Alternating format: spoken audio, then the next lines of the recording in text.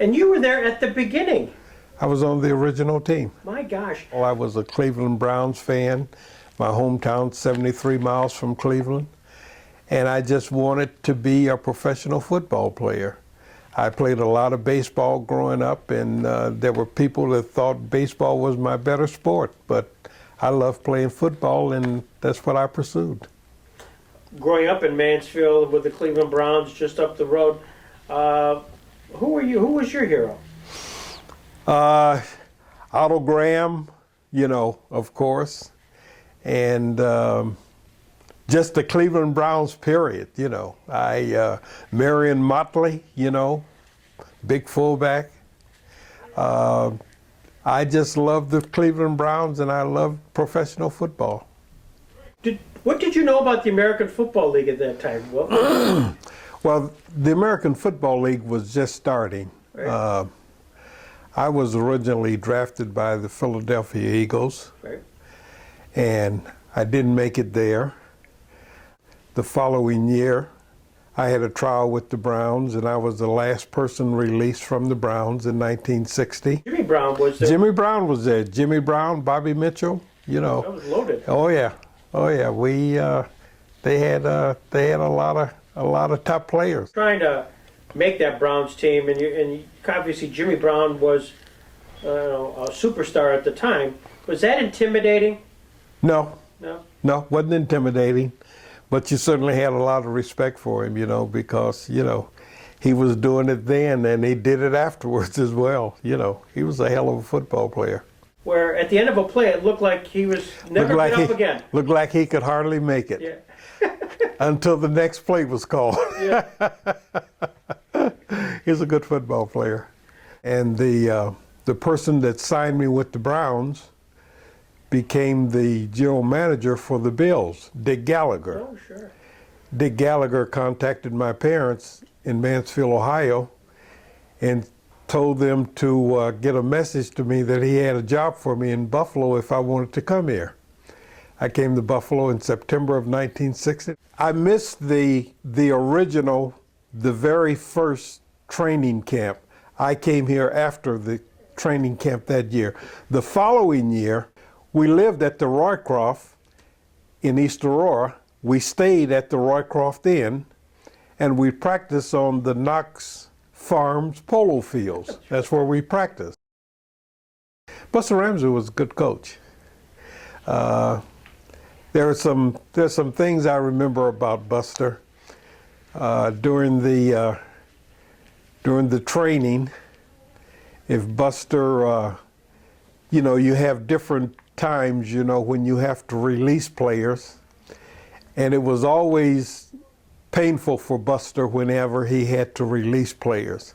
After a cut down day, you could find Buster in the bar down at the Roycroft Inn throwing down a few, because I don't think he enjoyed, you know, destroying young players' future, you know. What kind of team did you have that first year? Not very good. Yeah. We lost more games than we won, but we had a good time. We had a good time. Your remembrances of War Memorial Stadium.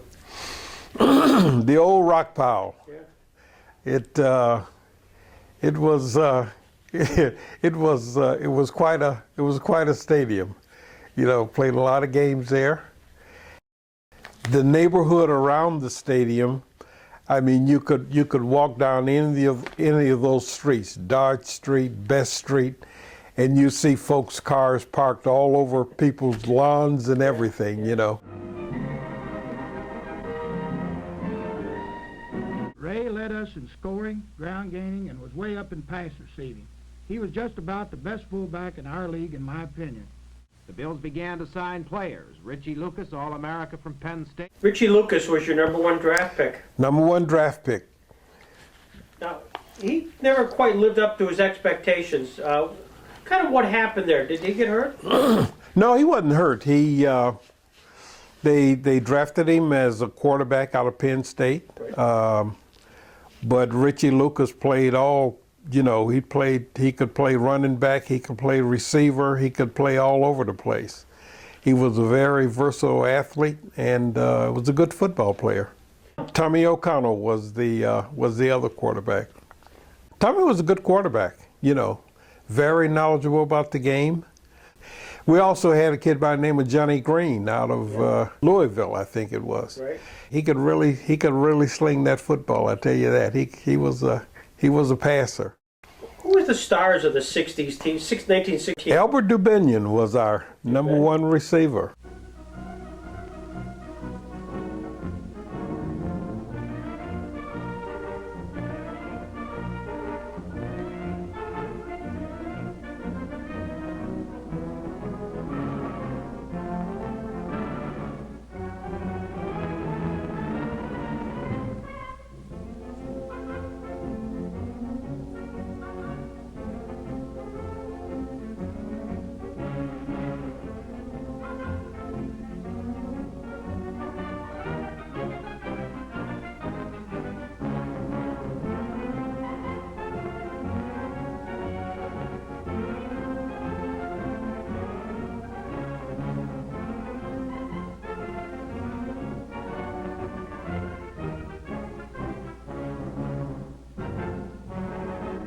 Defensive ends Mac Yoho and Captain Laverne Torson.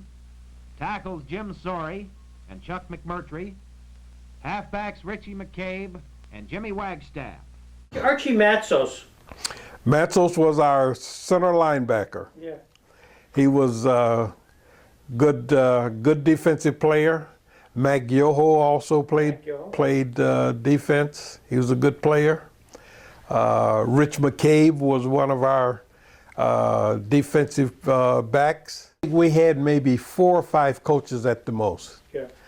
And they did everything. What's your feeling towards Mr. Wilson? Great guy.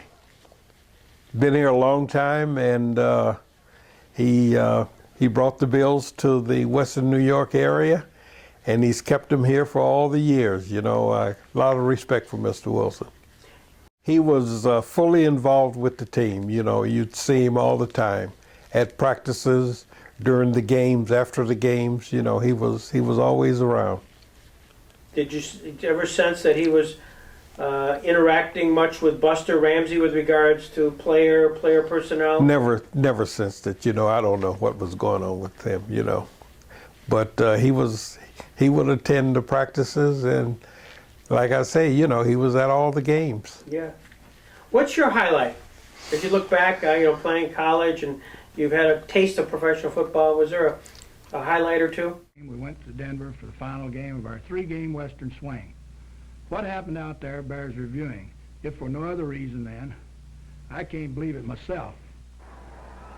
Explosive offensive plays like Wilmer Fowler's first period 61-yard gallop made it a cakewalk for the Bills for almost 3 complete quarters.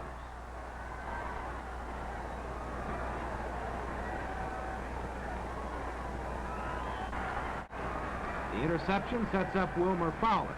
First play, the speedy halfback finds a hole, cuts in, and he's over.